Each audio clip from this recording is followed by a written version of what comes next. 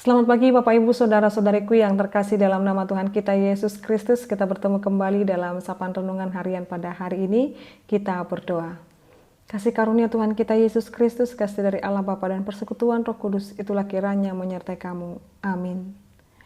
Firman Tuhan untuk kita pada hari ini Bapak Ibu Saudara-saudariku, yaitu yang tertulis dalam kitab Mazmur 111 ayat 10.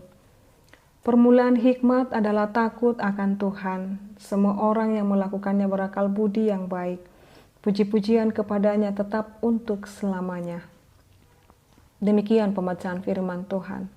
Bapak Ibu Saudara-saudariku, hari-hari ini ketika kehidupan manusia semakin dipermudahkan dengan yang namanya teknologi, kita bersyukur dengan perkembangan teknologi yang semakin maju dan berkembang.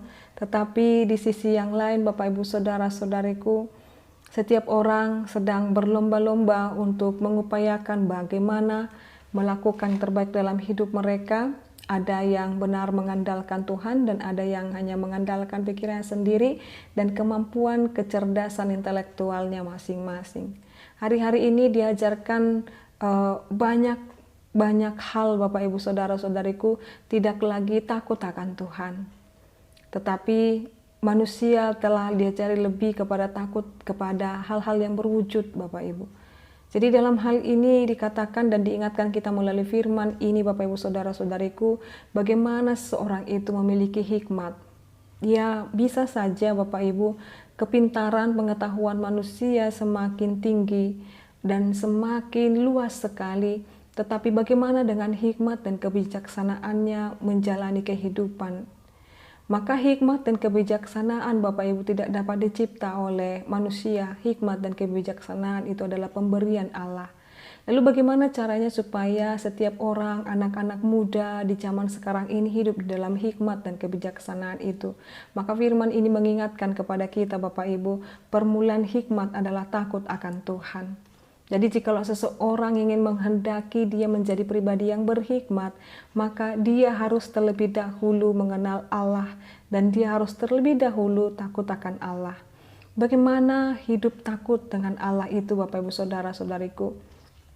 Yaitu melakukan perintahnya dan menjauhi larangannya. Karena semua orang yang melakukannya berakal budi yang baik. Jadi dia akan selalu berkata apakah ini yang berkenan di hadapan Tuhan. Dia akan selalu memiliki akal budi yang baik. Dia tidak lagi mementingkan egonya, tetapi dia akan selalu berkata, melalui aku nama Tuhan semakin dimuliakan. Puji-pujian kepadanya tetap untuk selamanya. Jadi orang yang berhikmat itu Bapak Ibu Saudara-saudariku adalah orang yang terus mengembalikan pujian itu, kemuliaan itu kepada Allah. Alih-alih di dalam kehidupan kita sehari-hari Bapak Ibu Saudara-saudariku, banyak orang yang telah mengambil kemuliaan Allah dengan segala puji-pujian yang diberikan kepadanya. Padahal kita harus mengetahui di dalam takut akan Tuhan itu juga adalah mengembalikan puji-pujian kepada Allah dan tidak menjadi bagian daripada diri manusia itu. Maka dalam hal ini Bapak Ibu Saudara-saudariku, takut akan Allah itu mari kita puji, mari kita sembah, mari kita terus nyanyikan Dia di dalam peribadahan-peribadahan kita. Biarlah baik anak-anak kita, baik kita pun sampai saat ini memiliki hikmat yang daripada Tuhan dengan takut akan Tuhan. Amin, kita berdoa.